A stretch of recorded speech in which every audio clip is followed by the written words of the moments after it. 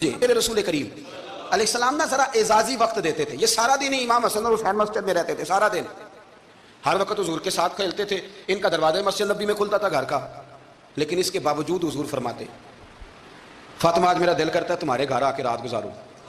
بھئی کوئی گھر بڑی دور ہے, یہ تو ساتھ ہی تو ہے. تو سیدہ فاطمہ فرماتی ہیں میں نے کہا حضور بڑی خوش نصیبی ہے تو محبوب نا رات کو میرے گھر میں آ کے سوئے. فرماتی ہیں میں نے چارپائی بچھائی نبی پاک کے لیے, ایک شخص کے سونے کی جگہ تھی.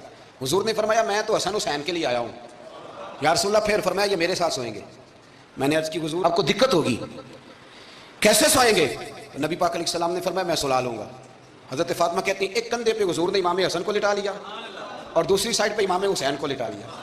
کہتی ہیں امام حسین کی عادت تھی وہ رات کو دودھ مانگتے تھے, میں نے برتن میں رکھا ہوتا تھا, میں ڈال کے دیتی تھی. بچے مانگتے ہیں نا رات کو دودھ.